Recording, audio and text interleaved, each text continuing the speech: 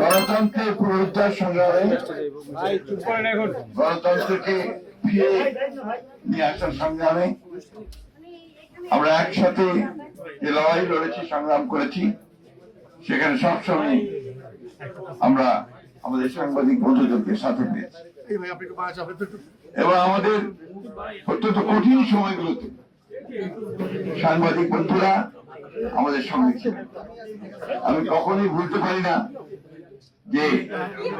যে রাতে আমাকে এখানে আটক করে রাখা হয়েছিল, তখন আপনাদের সাংবাদিক বন্ধুরা, নেতৃবৃন্দ আমাকে কিভাবে প্রোটেকশন দিয়ে আমার প্রাণ রক্ষা করেছিলেন।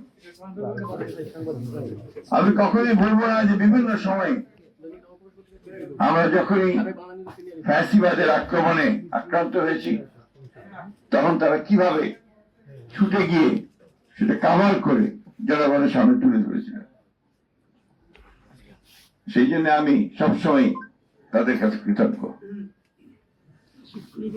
আমার দীর্ঘ এই রাজনীতি করার জীবনের থেকে আমি একটা জিনিস উপলব্ধি করেছি যে আওয়ামী লীগ আর গণতন্ত্র এটা কখনোই একসাথে যায় না, আগেও যায়নি, অর্থাৎ আওয়ামী লীগের জন্মের পরেও যায়নি, এবং এই বিগত ফ্যাসিবাদের সময় তো যায়নি।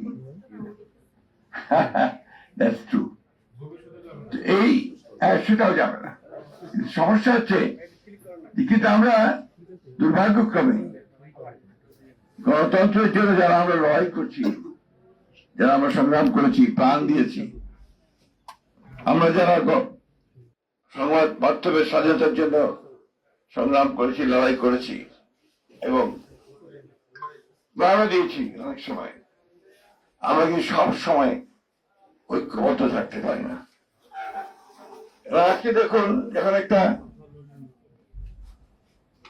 রক্তাক্ত সংগ্রামের মধ্য দিয়ে আমরা যখন একটা স্বাধীনতা পেয়েছি কিছুটা, যে আমরা এখন একটু অন্তত সংবাদপত্রের স্বাধীনতাকে নিশ্চিত করার একটা ক্ষেত্র তৈরি হয়েছে, এবং আমরা এখন পর্যন্ত যেটা লক্ষ্য করছি যে বর্তমান সরকার এই সংবাদপত্রের স্বাধীনতাকে রক্ষা করবার জন্য কমিটেড আছে এবং তারা কাজ করছেন। সে বিষয়ে আমাদের তথ্যমন্ত্রী সেই কথাগুলো বলেছেন। কিন্তু অন্যদিকে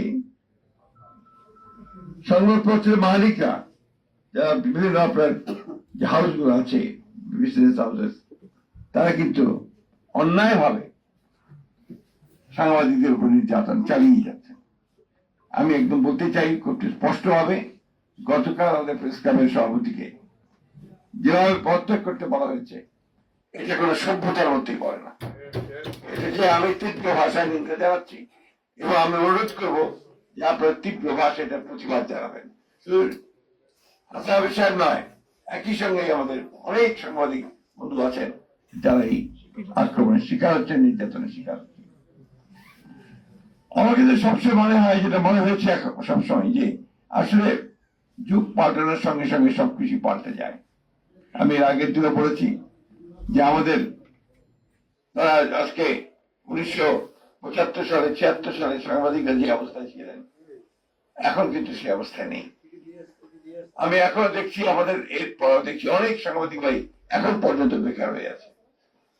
আমরা তাদের কর্মসংস্থানের সুযোগ সৃষ্টি করতে পারিনি।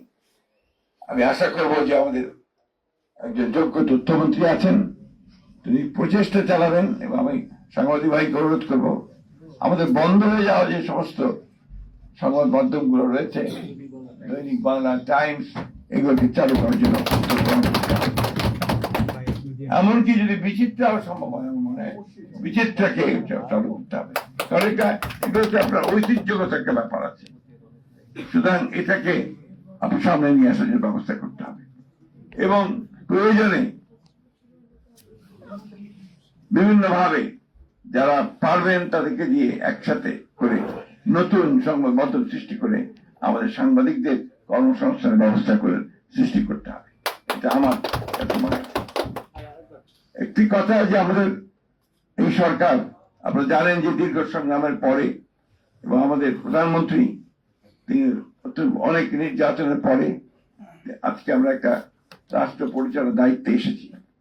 এই দায়িত্বে আসার পরে পরে যে ঘোষণাগুলো তিনি দিয়েছেন সেই ঘোষণার মধ্যে কিন্তু আমাদের সংবাদ মাধ্যমের স্বাধীনতাকে নিশ্চিত করার ব্যাপারটা তিনি বারবার করে বলেছেন।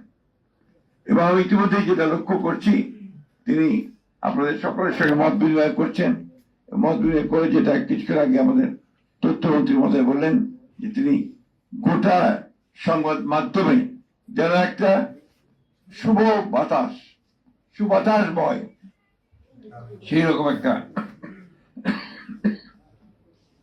পরিবেশ তৈরি করার চেষ্টা করছেন।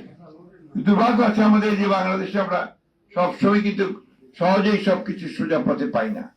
আজকে আবার বিভিন্নভাবে বিভিন্ন গোষ্ঠী মাথা চাড়া দিয়ে উঠছেন, তারা বিভিন্নভাবে সমস্যা তৈরি করছেন, অনেকের আইন শৃঙ্খলা পরিস্থিতি নষ্ট করছেন। আপনার স্বাভাবিকভাবে যে সমস্ত যে কথা কিছুক্ষণ আগে বলা হলো যে আপনার সোশ্যাল মিডিয়াতে যে সমস্ত আপনার প্রচারণা হচ্ছে, যে সমস্ত অপপ্রচার হচ্ছে, এই সব কিছু মিলিয়ে কিন্তু সমাজকে আবার ভিন্ন পথে পরিচিত করবার একটা উদ্যোগ আছে, একটা কনসাস এফোর্ট আছে। সেই এফোর্টটাকে যেন আমরা সবাই মিলেই এটাকে প্রতিরোধ করতে পারি, প্রতিহত করতে পারি এবং সঠিকভাবে এগিয়ে যেতে পারি, সেই চেষ্টাটা আমাদের করা দরকার। আমি এর আগে বলেছি যে আমি ব্যক্তিগতভাবে কিন্তু একজন একেবারে একটা লিবারেল ডেমোক্র্যাট। আমি হচ্ছে একটা উদারপন্থী গণতান্ত্রিক দল।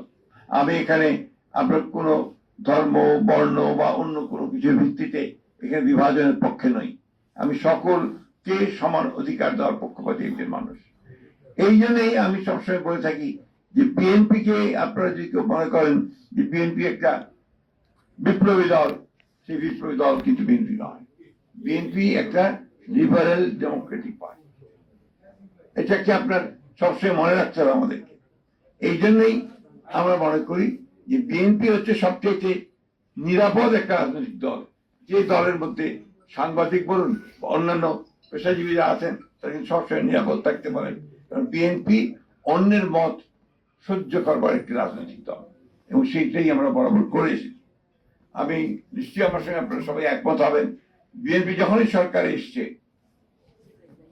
সাংবাদিক দলনবাড়ি নির্যাতন কিন্তু সবচেয়ে কম হয়েছে। আপনি এটা খুব বেশি খুঁজে পাবেন এবং কারণ বিএনপিতে বিশ্বাস করে।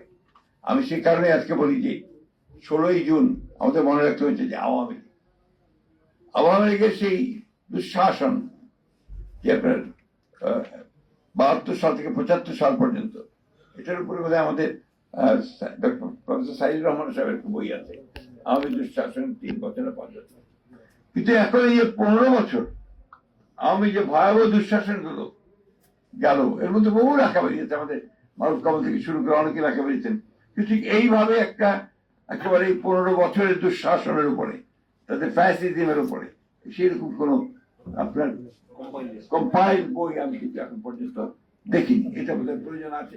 আমি অনুরোধ করবো আপনাদেরকে, যারা আপনারা লেখালেখি করেন তারা এই দিকে একটু যোগ দেন।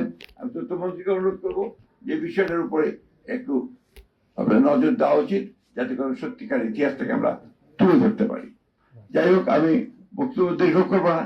আপনারা সবসময় আমাকে দেখেছেন আপনাদের মাঝে যে কোনো সময়, সেই জন্য আমি কৃতজ্ঞ আপনাদের কাছে। একটা কথা আপনাদেরকে আমি আজকে বলে যেতে চাই যে আপনাদের অধিকার রক্ষার্থে আমি কিন্তু আপনাদের সঙ্গে ছিলাম, আছি,